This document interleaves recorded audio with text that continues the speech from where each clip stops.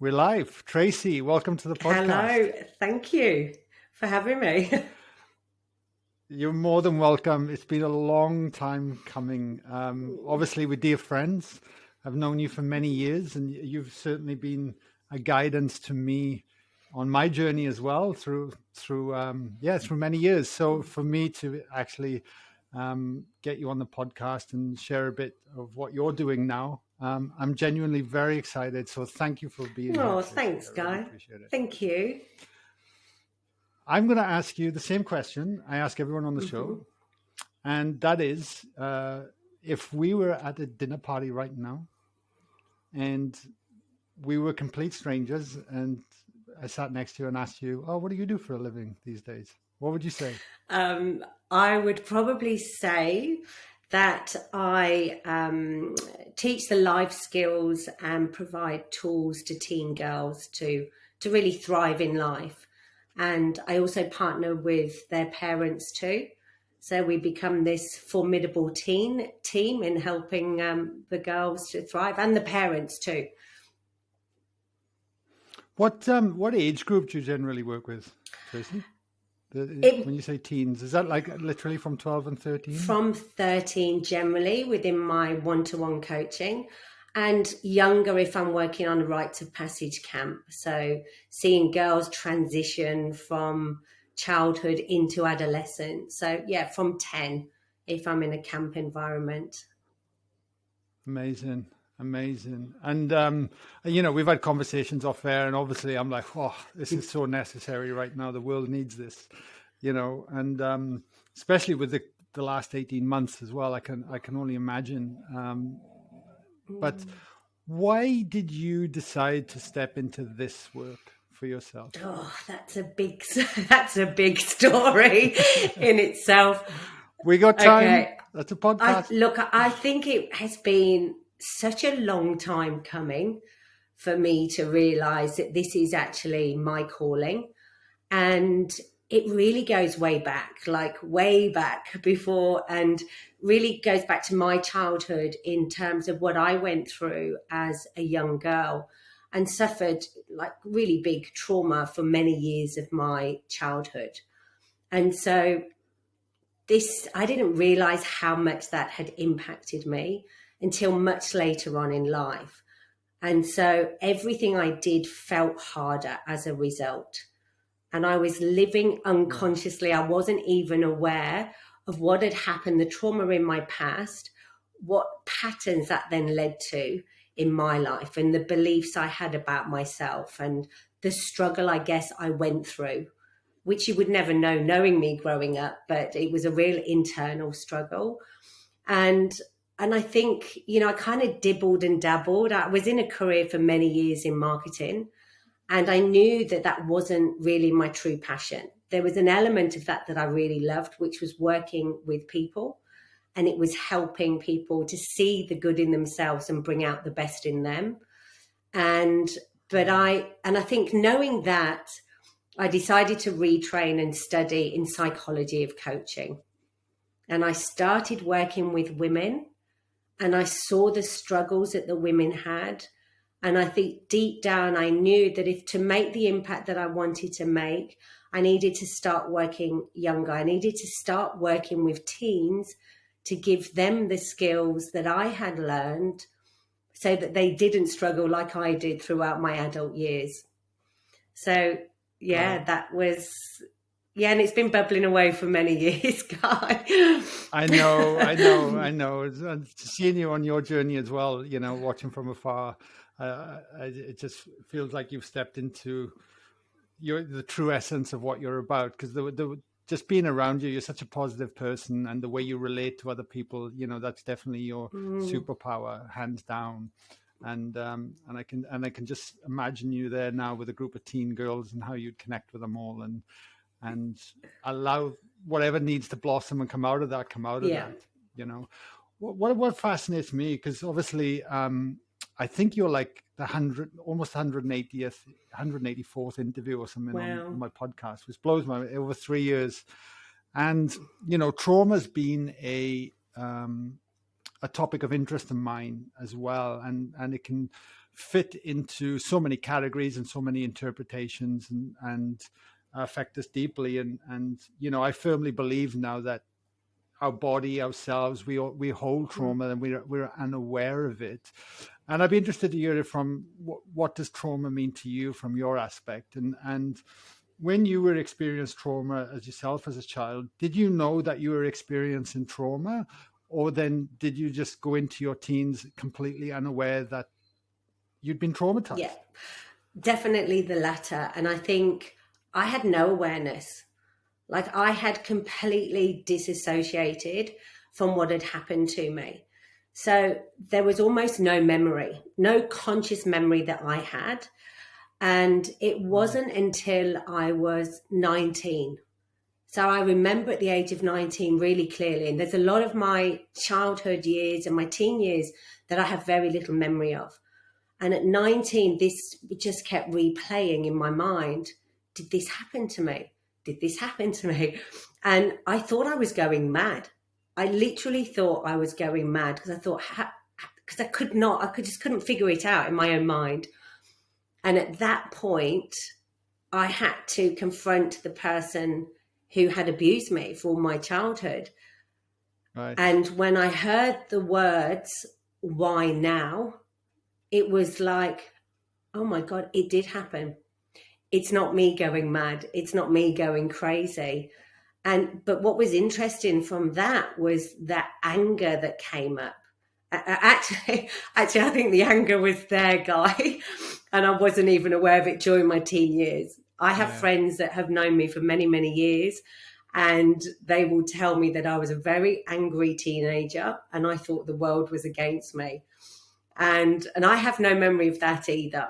But I do know that I was angry when I realised that had happened. Incredible. And what, just so I can get a reference point, what age was it that it happened? Was it like before you? Yeah, it was from 4 to 14. Right. Wow. Incredible. And I remember the age of 14 was pivotal because that was the age that I knew, like, put a stop to it. That I knew at that age, hold on, this is not right. This has got to stop. So yeah.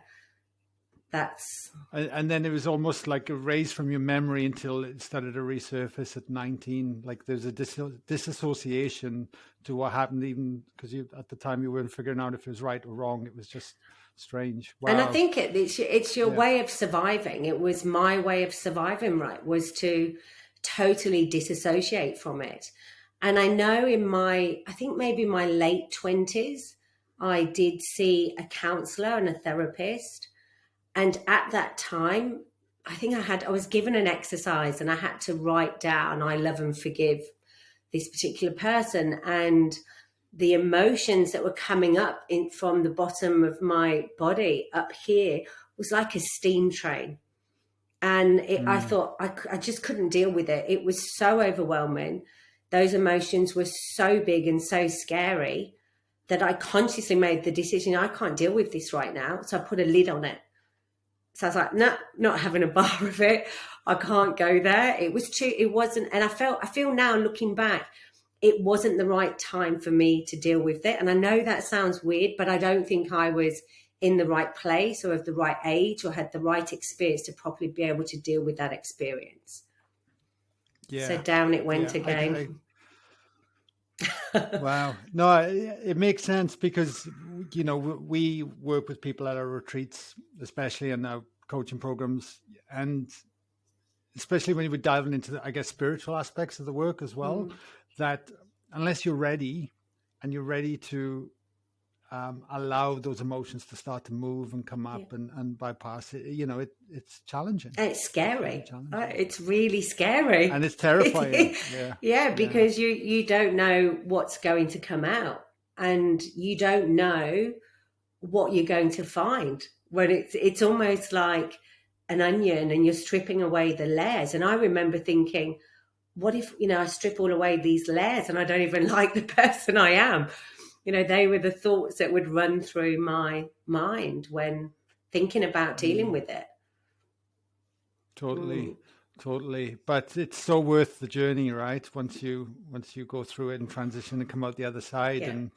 and able to reflect back, I guess, because there's so many lessons that we learn from those difficulties as well. And then, like you're doing now, we're able to pass the wisdom on to other people that are ready to be helped and healed as well. I'm just curious as well then, what were you like as a teenager? From what I can remember, I was quite feisty. And I didn't really take any nonsense from anybody. I think I was quite aggressive. I was quite angry, but I was also full of life. And weirdly, despite that anger, I was actually a really positive person. I was always up for adventure, always smiling, always seeing the positive. So it was like this real two sides of me. Yeah, the anger and then the super positive, happy, give anything a go kind of teen. Yeah, beautiful. So moving on, because obviously you work through that. You've come out the other side, and like I said, you're reflecting back upon it as well, and now have that wisdom that you're taking in, and the passion that you've always had to work with people. I mean, that's evident. I mean, I love spending time with you, Tracey. And what have you found since working with teens and parents has been the number one problem or issue that keeps arising that you see over and over again? The challenges then. There's more than one that keeps arising. There's and actually the more that I do work with teens, the more I realise that the work needs to start with the parents. And it kind of, I've really moved away from just working one-on-one with teens to working with the parent and the teen as well. So the challenges I see with teens is a lot of anxiety. I mean, that's massive, like huge anxiety in teens, and also so much self-doubt and unsureness of themselves. Like really lacking in confidence, really low self-esteem, really unsure of who they are. Like they just lack any awareness of who they are. So they're, I guess, a couple of really big challenges that I see with the teens. And then with the parents, I think it's I hear a lot from parents about wanting to change their teen. I can't deal with my teen's behavior. I wish my teen was more confident. I wish my teen wasn't so angry. I wish my teen. So there's a lot that's put onto the teen, but actually you have to work with both to get the results. Yeah. Yeah. So, okay, there's a couple of directions I could go in there. The first one was with the teens. Let's start with the teens for a sec, because I remember I lacked a confidence in my early teens, and I used to play rugby. So my rugby, I would be able to channel my aggression, and I guess that those emotions bubbling up underneath that I could never put word to express and beat my chest. So my rugby was always my outlet, and I kind of grew confidence from that, but was useless in then other areas of my life in terms of what it meant to be confident and be a man and stand up in that area. So you could say that teens generally go through that anyway, even though it feels like a long way back from my teens now. But do you find that, obviously the pandemic's going to be fueling it, but do you find just the general way society is moving is amplifying that issue within teens, and maybe because of the stress and the pressure that's being put on parents to, I guess, cope and survive with the daily demands of modern life? Yeah, absolutely. I mean, I think you're right. There's a definite, and I shouldn't call it a sweet spot because it's not a sweet spot for the teens that are going through it, but the ages of 14 to 16 in particular are a challenging time for any teen. But I think when you add to that the pressures of modern day life, the fast pacedness of the lives that we lead, the fact that parents are also super busy and working Yes, throw in a pandemic as well, throw in social media, the digital age. There's so much placed on teens that I think, and what they're exposed to way much more than what I ever was. You know, there's a book by Madonna King, which is called The Teenager. And what she found is like 10-year-olds today are like 13-year-olds from 20 years ago. So kids are growing up so much quicker now than what they ever had. They are exposed to so much more than what they ever were. So there's a huge amount of pressure on teens to succeed, to look a certain way, to fit in, but just to go back to that comment on the pandemic, when you then throw that in as well, and the impact that's had on the teen and their natural development and what they should be doing as teens is stripped away, then there's a massive increase in their mental health and anxiety and being stuck indoors and not connecting and not getting outside. It's just compounding.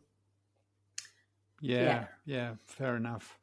So then with the parents, because it's fascinating, because obviously my little Ava is 15 months old now, and she's a feisty female already. And I'm thinking, well, you know, give this a few years, I'm going to be coming up with all these challenges myself.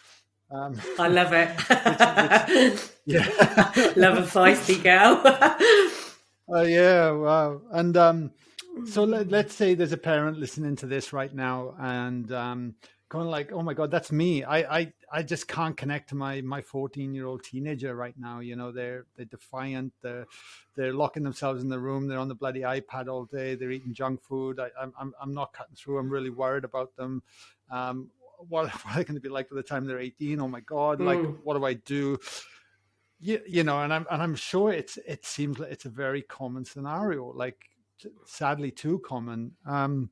Where would you start? Like, obviously, it's hard now because you mentioned about the parent has to take responsibility as well. But like what I've witnessed from working with many people and teaching people through different meditation processes and practices, connecting back to the self. If we're not aware of something, then we tend to hold on to beliefs and go, I'm right, they're wrong. 100%. And it's a bit like when I start working with a team one-on-one, it's the same place that I start with a parent. And that is all around that self-awareness. So that very first place to start is them understanding what's influenced them and their parenting style of today. So going back to things like their culture, religion, the way they were parented. So more often than not, and this is certainly true of the parenting style that I was raised with, I grew up with authoritarian parents. So, and I think anybody that has grown up and been raised by authoritarian parents, there will be childhood wounds there. You don't have to have gone through some significant trauma like I did. There will be wounds there that you're not aware of. So if you think back to that, or certainly my childhood, you know, you were to be seen and not heard. You had to blindly obey your parents. You know, you had to show respect. Woe betide you if you didn't. You know, you'd be punished. And often that punishment would be physical punishment. So I really start with the parents in understanding all of those influences and unpacking them. And then, you know, them understanding their triggers, what triggers them for them to respond in a way to their teen that's like screaming and yelling and just, you know, pulling their hair out. So that's a starting point. Right. So then basically diving into the triggers of the parent, to say, and putting the mirror back on oneself, isn't it? You spot it, you got it. Yeah, and the other thing as well is expectations. So it's a bit like, what was your vision, Guy, of being a parent before Ava was born? You know, we all have this vision of what we want our parenting to be, right? And quite more often than not, the reality hits, you're like, this is not quite what I had envisioned. And then your expectations as well, like the expectations that were not only placed on us as children, they're often translated through to our kids. Like the expectations we place on our children are huge. The beliefs we have about ourselves, which we then transfer to our kids, are huge. It's yeah. Wow. No, it's fascinating. You triggered a thought in me, actually, because people that know on the show, like when I used to work with a charity with the cancer patients, and a lot would be coming in after the medical system. They'd gone through that process, and they were like, well, what else can I do? Can I look at this holistically? And one of the first things they would do is change their food. But they always had this saying, and it stuck out, is like, you don't the disease isn't hereditary, you inherit the cookbook. Yeah. Meaning the way you've been brought up to eat and been taught that way had a massive effect on one's well-being, which like you say, then it made me think about the way we are parenting and what we're doing. Yeah. It's even got me reflecting on how I was parented. My dad was never there. He worked away a lot. My mum was working, so we were always financially struggling, and my mum would go to work. So then I kind of like would get up and just say, yeah, I'm going to school. And then some days I did, sometimes I didn't, and just come home at the end of it. And I had this kind of unruly, wandering kind of upbringing. And I lived like that for a long time afterwards. It'll be interesting to see what triggers you then with Ava. And do you know what's also interesting is, and what I find really interesting, I mean, my husband, and you have to also consider, how is your partner being parented, and what's their parenting style too, because that can actually cause quite a lot of conflict. So, my husband will believe that he is superior because he is the adult and the child needs to do as they are told. And a lot of it is, and I will hear him say comments like, I was never allowed to get away with that. If I spoke to my parents like that, I said, what would happen? Yes, you'd get a thrashing. So, and I think, parents, we all say that we want our children to be seen, to be heard, to be understood, that we want to be these compassionate parents. But what happens is when we are pushed, and in fact, you shared a great quote with me, but when we are pushed and triggered and squeezed, what will happen then is we go to our default parenting mode, which is how we were parented. So we can tend to flip-flop between the two. I can see it myself. It's you're doing all the right things on one hand, then suddenly they push your buttons, something's triggered, and it's like, and there you go, straight back, because it's so hardwired into us, default parenting mode. And it takes a lot of awareness and an ability to be able to pause, stop, and reflect in the moment to then change the course of the action we take and how we respond. So what would your suggestions be to a parenting style per se? Because if the attitude's like, well, I've been disciplined my whole life. If I don't discipline my kids right now, they're going to run unruly. I can't let them speak to me like that or go off in that way. Why do they keep doing that? So if that kind of structure we know is then they start to rebel and push against us even more. And I guess severing the trust, would trust be the right word, between teen and parent? Yeah. I mean, I always say, relationship first and foremost. And there are parents out there, Guy, that go, no, that is not the most important thing. My team needs to learn. And so there's that very dictatorial approach.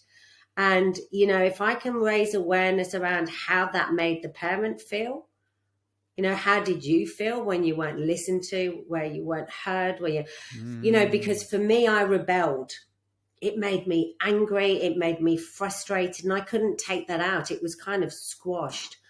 So I think when you can get the parents to reflect on how that made them feel, and is that what they really want for their child, often, not always, but, they may consider their approach that they're taking currently.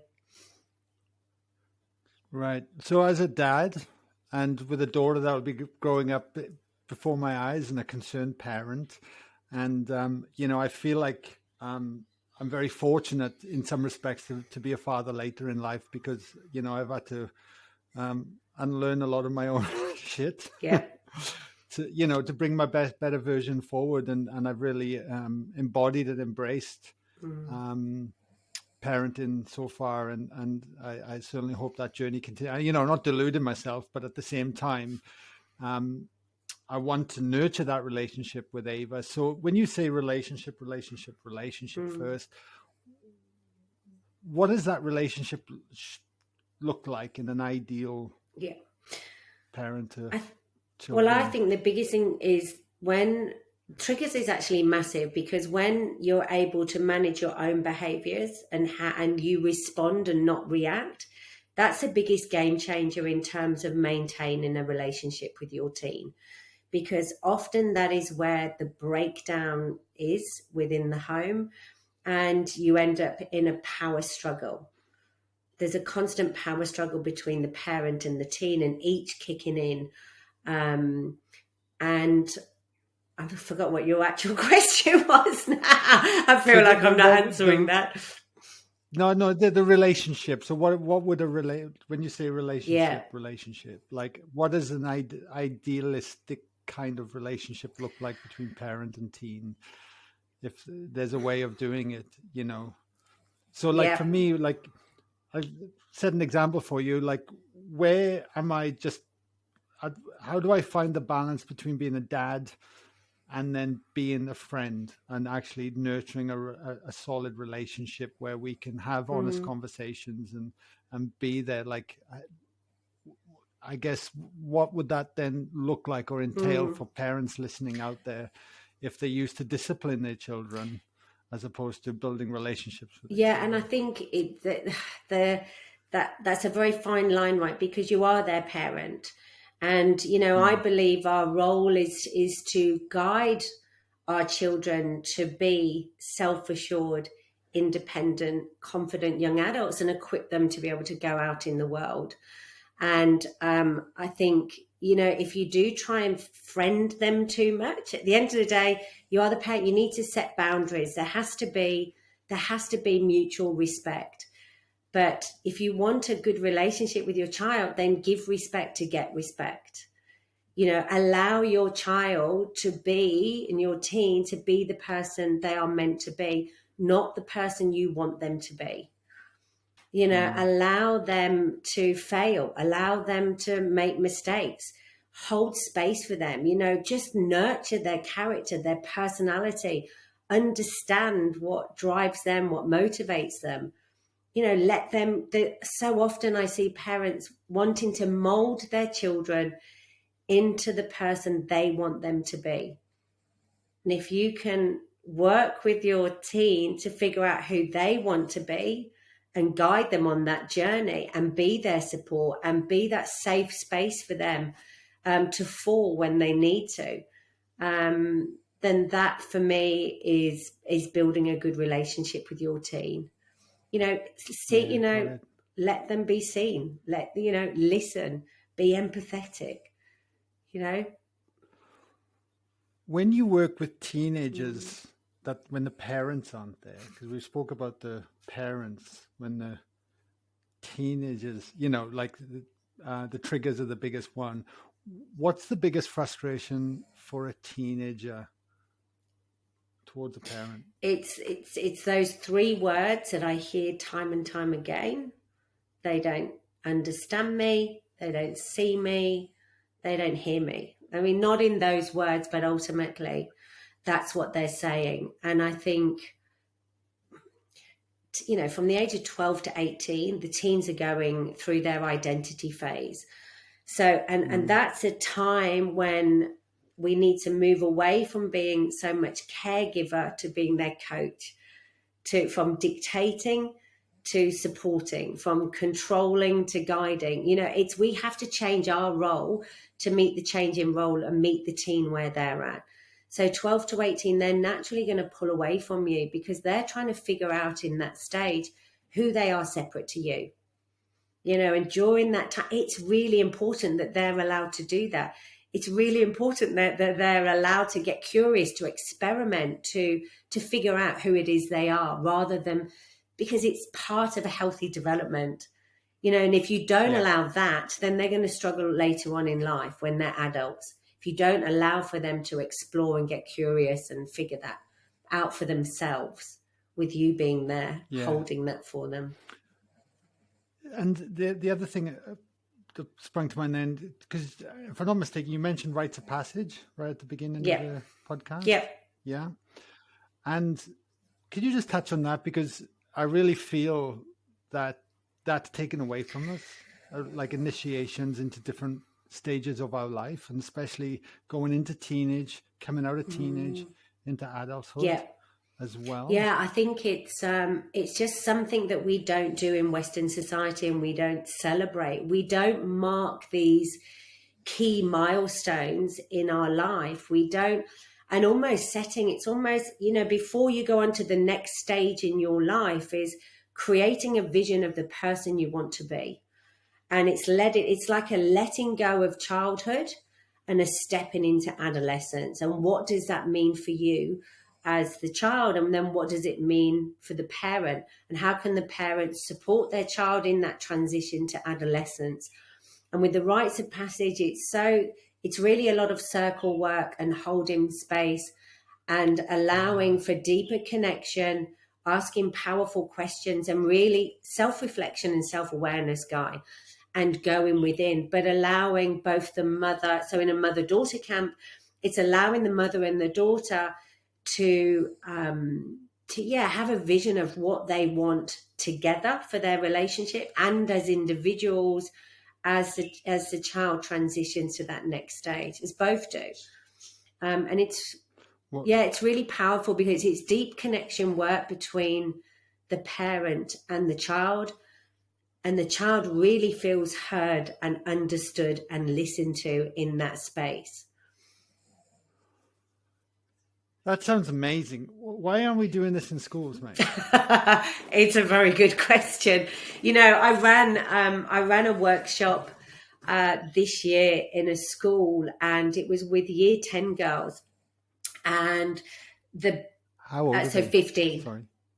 So okay. 15 years of age, and really I had the girls working in circle, and there was a lot of sharing, and I got quite vulnerable with the girls and shared my story, which really gave them permission to get vulnerable themselves and share what's going on for them.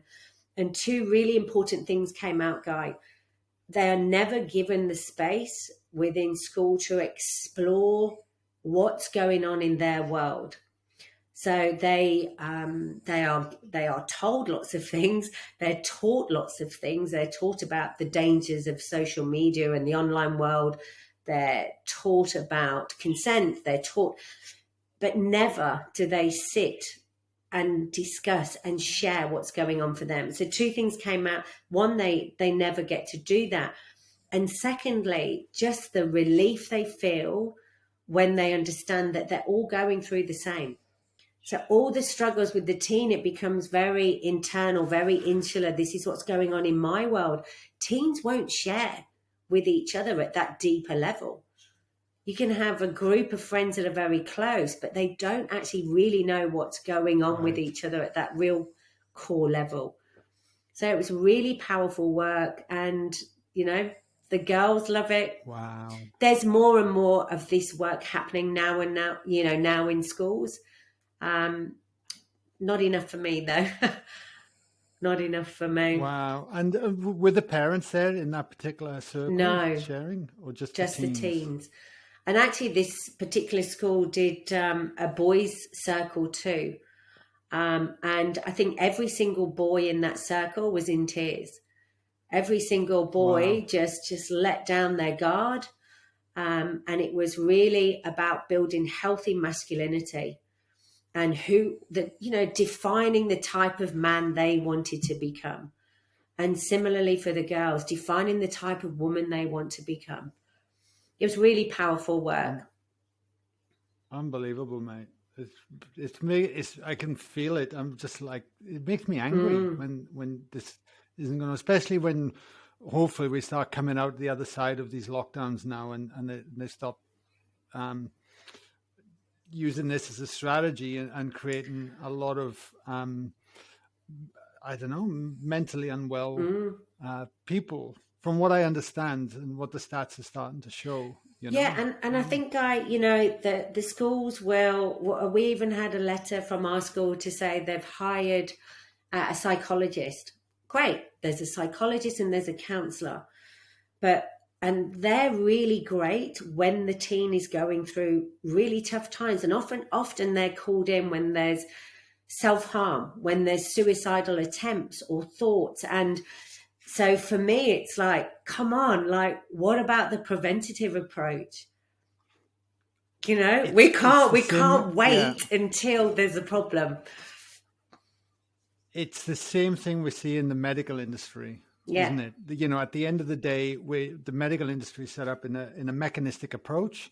Everything's individualized in parts and body parts and things and fixing. And then once things start to break down, we repair it, as opposed to, why don't we just create a preventative strategy in the first place and start to sort out the way we actually address our lifestyle, our eating and our habits, and never have to do that in the first place. Absolutely. And teaching them about self-awareness and their mind and the power of the thoughts and all of those things that they don't get taught in schools.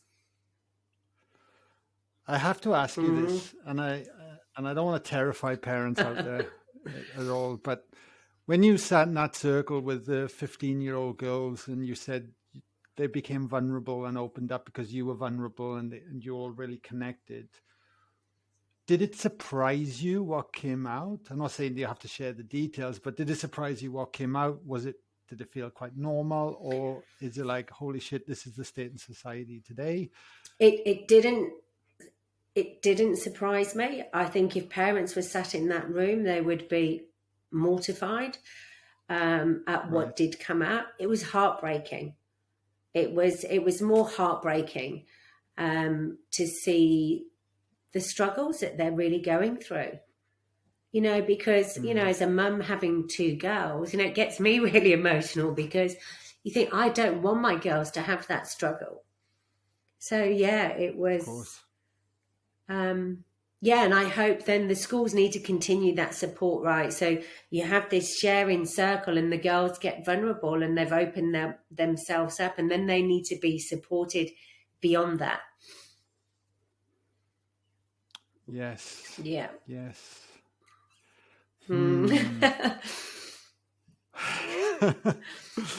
What then?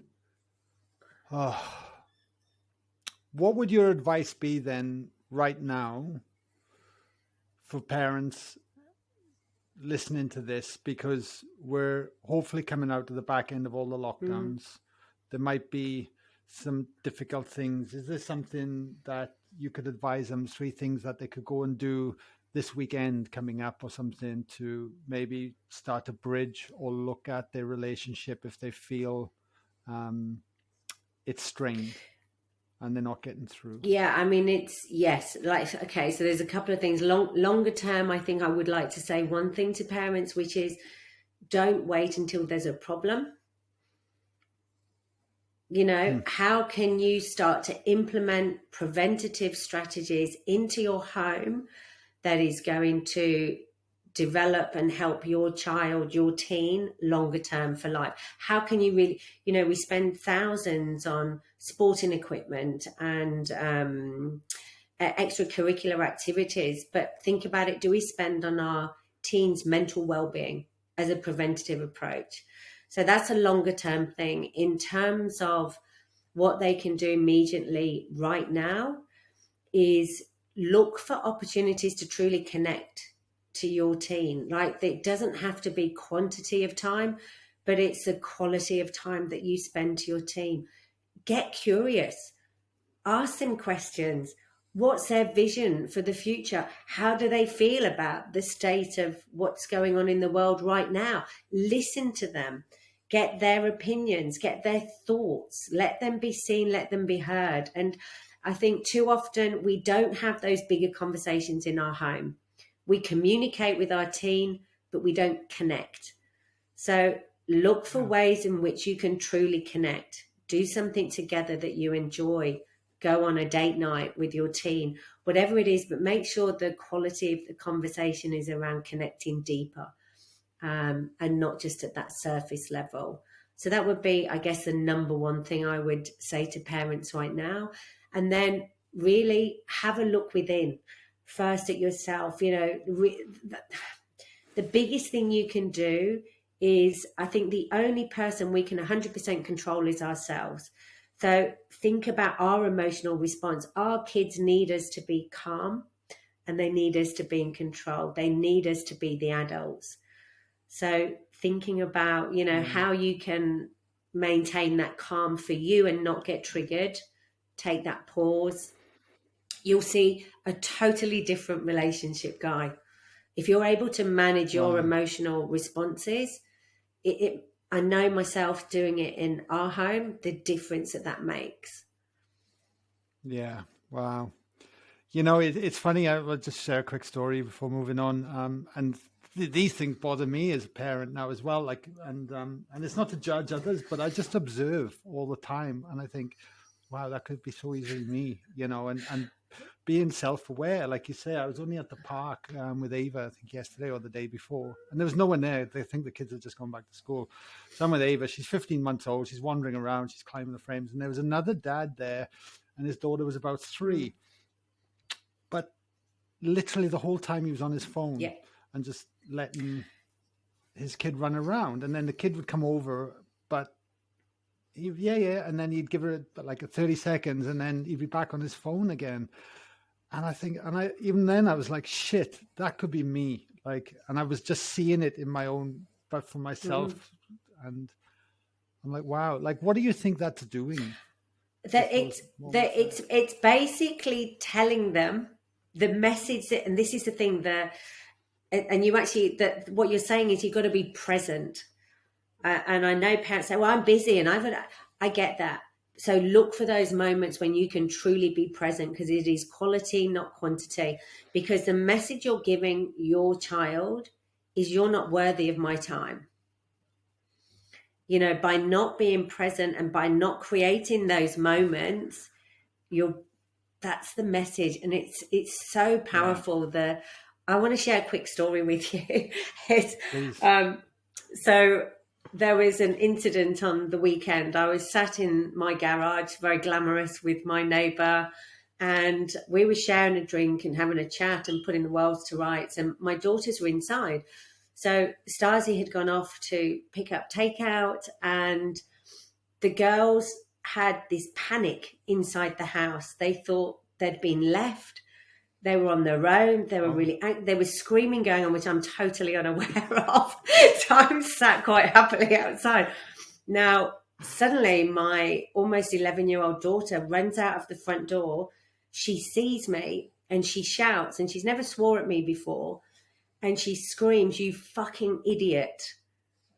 Now there's two ways, right? And I really want to get this point across, because had my husband been there, that would have created World War III from hearing that disrespectful, you don't talk to your parents like that. In that moment, I had to pause. I could see, even though I hadn't heard what was going on in the house, I could see how anxious and scared she was. I didn't say anything in that moment other than, "I'm really sorry if you felt that we had left you. You know that I would never leave you alone without telling you where we were going." And I left it. And it was later in the evening, I sat down on the bed with her and we were chatting. I said, "Hey, I know how, scared and anxious you were." And she just looked at me. She went, I'm so sorry, Mummy, for swearing at you. I was just so scared." And that's it. There is no need for me to punish. There is, and that's the most powerful thing I try and teach parents, is just pause in that moment, because she's got the heightened emotional response happening that you can't rationalize with a child or a teen in that moment, is to let it pass, wait for calm, and then have the conversation. Wow. That's really great. Thank you for sharing. That's my big tip. Huge. Last question for you before I shift gears, is what about, again, let's say you've been parenting a certain way and you're becoming more self-aware. And you have, say, a 14 or 15-year-old that you just cannot get through, but your self-awareness is picking up, and then you look back and and you might be looking at your parenting style and start punishing yourself, going, shit, what have I been doing this for this long? And this, I guess my question to you then is it, are teens adaptable if we're willing to then change, or is it like, oh shit, I've just done too much damage, it's never going to change, I'm just going to wait till they're 18 and move out? I think you know what is it that your beliefs about yourself are formed up until the age of 7. I remember when I heard that, I was like, I've completely screwed my kids. Because before I started doing a lot of this work, yes, they are. And you know, guilt and shame and isn't going to serve you. It isn't going to serve your teen. And there's always an opportunity to choose how you want to be as a parent and choose how you want to parent. And the teens, yes, teens want to connect. I know it seems like they don't, and they hate us and they think we don't know anything, but they really, at a deeper level, they want to connect with you. So it's never too late. Yeah. Never. Never too late. That's what I tell myself. Yeah, that's the main thing. Just a few questions for you, Tracey, before we wrap it all up. The first one is are you holding any of these workshops, rites of passage, initiations for teenagers and daughters coming up this year at all? If the world opens up slightly and we can actually all sit in a circle and well, I am holding with some other amazing facilitators at the Rites of Passage a mother-daughter camp in October, which is sold out. And fingers crossed it goes ahead. It was meant to happen in August. We had to delay it. And I was due to go into a couple of schools as well. It's unlikely that is going to happen this year. So really now I'm focused on either group coaching or working one-on-one until I can get back into the camps and into schools. But there is somewhere that people can go and say, yes, that's the main thing, as long as you've got options for them, because it's super important. Yeah. Amazing. Has there been any, is there any, in the meantime, let's say they want to come and work with you or check it out, and is there any kind of books that jump out you would say, oh, you should check this out, or recommend as well for people? For parents to read? Yeah. There's a couple actually. There's there's The Teenage Brain by David Gillespie, which is, I think it's, if parents can really just understand what's going on within the teenage brain and their development, that's just the biggest aha moment in terms of understanding why there are certain teen behaviors and what they are capable of and not capable of.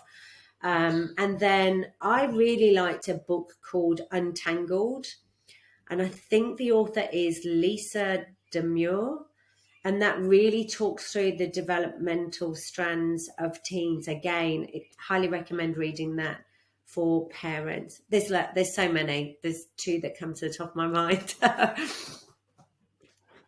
Perfect. Yeah, I've heard of both of those books. Fantastic.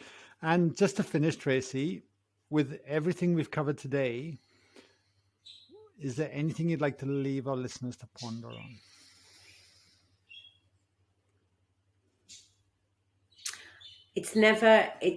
I think going back to what we talked about, it's never too late to build a connection, a deeper connection and a relationship with your teen. I would recommend preserving the relationship with your teen at all costs, because that is what will help them, set them up for the future. You know, a breakdown in connection in the home can lead to risk-taking behaviours, can lead to poor mental health. So for me, number one, relationship in the home. I'd leave parents with that. And the work always starts with us, as it's a hard truth, but it is a truth. So yeah, start the work within and work on the relationship.